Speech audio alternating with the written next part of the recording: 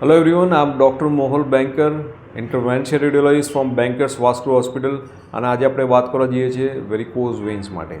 Varicose vans સમાજમાં બહુ જ કોમન છે અને એ કેમ જોવા મળે છે? તો વેરિકોઝ વેન બેઝિકલી એ વાલ્વમાં લીકેજને કારણે ડેવલપ થાય છે. આપણા શરીરમાં બે ટાઈપની લોહીની નળીઓ હોય છે, એક જે ડીપ વેન્સ કહીએ અને બીજી સુપરફિશિયલ વેન્સ કહીએ. સો ડીપ વેનમાંથી બ્લડ ઉપર જતું હોય અને એ જ વખતે જો ડીપ વેન અને સુપરફિશિયલ વેનને જોડતી જે જંક્શન્સ હોય ત્યારે જે વાલ્વ હોય એ વાલ્વમાં લીકેજ થાય તો જે લોહી ઉપર જવાને બદલે સુપરફિશિયલ વેનમાં પાછું ઠલવાય છે અને સુપરફિશિયલ વેનમાંથી એ ઉપર જવાની કોઈ સિસ્ટમ કુદરતે આપી નથી. એને કારણે ત્યાં ને ત્યાં સ્ટેગ્નન્ટ ભરી રહે અને નસો ફૂલતી જાય છે. સો વેરિકોઝ વેનની સારવાર માટે સૌથી ઇમ્પોર્ટન્ટ વસ્તુ શું છે? તો આ લીકેજને આઈડેન્ટિફાઈ કરો અને એના કારણને જાણવું. ઘણીવાર જો ડીપ વેનસ થ્રોમ્બોસિસ થયા પછી જો વાલ્વમાં લીકેજ ડેવલપ થયો તો એ હાઈ પ્રેશર સિસ્ટમને કારણે થવું છે અને ઘણીવાર નળીઓ ખુલ્લી નથી હોતી. તો એ વખતે જો તમે આ લીકેજવાળા વાલ્વને તમે બધા લીકેજ ક્લોઝ કરી નાખશો તો that is not ideal thing, કારણ કે સિસ્ટમમાં એટલું બધું પ્રેશર વધારે છે. એ ઓછું કરવા માટે આપણી બોડી આ લીકેજવાળા વાલ્વનો યુઝ કરી રહી છે. તો ડીપ વેનસ થ્રોમ્બોસિસ વાર સાથે એટલે જ્યારે લોહીનું ક્લોટિંગ થયું હોય એ વખતે વેરિકોઝ વેન્સ જે ડેવલપ થાય છે એની સારવાર એક જુદી રીતે પ્લાનિંગ કરીને કરવામાં આવે છે. એમાં અમે એક સીટી વિનોગ્રાફી કરી એનો ટેસ્ટ કરાવી નળીઓ કેટલી ખુલી છે એના પરથી અમે આગળ સારવાર કરતા હોઈએ છીએ.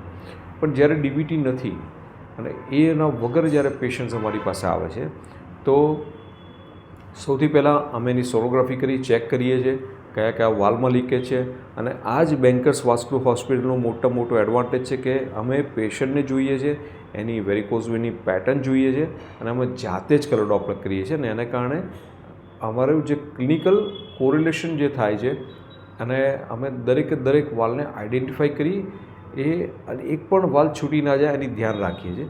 જે કોઈ સર્જન પાસે તમે જશો તો એ લોકો બહાર ડોપલર કરવા મોકલશે ને એને કારણે ઘણી બધી વાલ્વ મિસ થવાના ચાન્સીસ હોય છે અને એમાં રિકરન્સ રેટ વધારે હોય છે. બેન્કર્સ વાસ્ક્યુલર હોસ્પિટલમાં અમારા વેરિકોઝ વેન્સ કર્યા પછીના recurrence rate is very law. World લેવલે જોવા જાઓ તો 6 to 8% છે, અમારા હાર્ડલી 1 to 2% જેટલા રિકરન્સ રેટ છે. અને એમાં જે વિનાસી બ્લુ કરીને એડવાન્સ ટેકનિક યુઝ કરીએ છીએ એમાં તો recurrence rate is too low. So આ જે લીકેજવાળા વાલ્વ અમે આઈડેન્ટિફાઈ કરી અને એને આપણે ક્લોઝ કરવાનો હોય છે. એની બે ટેકનિક છે. એક હીટ આપીને કરીએ જેમાં લેઝર, રેડિયો ફ્રિકવન્સી બે વસ્તુઓ આવે.